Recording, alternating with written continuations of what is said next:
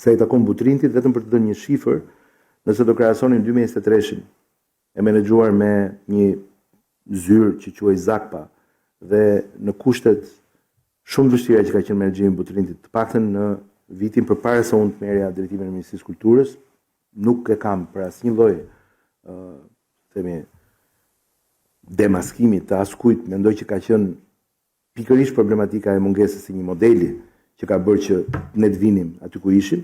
dhe modeli i ri pra 2023-2025 kemi 148% më shumë vizitorë në vitin 2025 dhe kemi 318% më shumë të ardhurë në Butrin. Është fjala për miliona euro më shumë në vit, nga 2 vjet, jo nga 20 vjet, por nga 2 vjet, të cilat janë potencialisht një mundësi shumë e mirë për shkak se modeli është i duhuri, që këto për transparencën që ka modeli i ri, për mënyrën si funksionon Fondacioni i Menaxhimit Butrintit, për të gjitha ato instrumenta që ne po përdorim, që të jemi edhe së bashku, po të jemi edhe në mbështetje, po të jemi edhe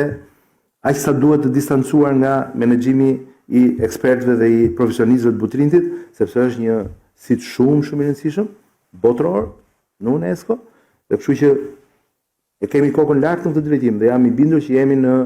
jo vetëm jemi në duar të sigurta për shkak të këtij modeli që ne kemi zgjedhur, por do të shikojmë që do të kemi një kujdes nga pikpamja e konservimit, nga pikpamja e restaurimeve, nga pikpamja e mënyrës promovimit, do të kemi shumë shpejt qendrën më të bukur të vizitorëve, ndoshta në rajon dhe ndoshta jo vetëm. Në Butrin do kemi një transport i cili do të jetë gjithë i green, do të kemi një pikë 3 parkimi larg për pjesën më të madhe të fluksit të mjeteve që nuk duhet të jenë brenda, do të ruajmë gjithë aspektin e vjetër natyror të peizazhit dhe të gjithë, po themi, shekujve të shkuar në mënyrë që të jetë e gjitha ashtu e shkrirë, të ketë një trajtim shumë holistik i gjithë parku i madh i Butrintit, por njëkohësisht po punojmë me realizimin e regjistrimeve me ASHK-n, me hipotekimet, me procedurat e prokurimeve, kuptohet nga Fondacioni i Menaxhimit Butrintit, por me mbështetjen tonë, sepse ka pasur probleme të pronës, ka pasur probleme të kthimit të disa parcelave, ka pasur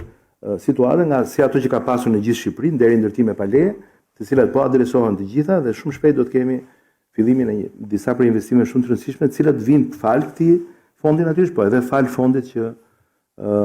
Fondacioni Shqiptar Amerikan për Zhvillim vë dhe shton në mbështetje të Butrintit. Dhe kështu që është një histori suksesi, pra këtu realisht jemi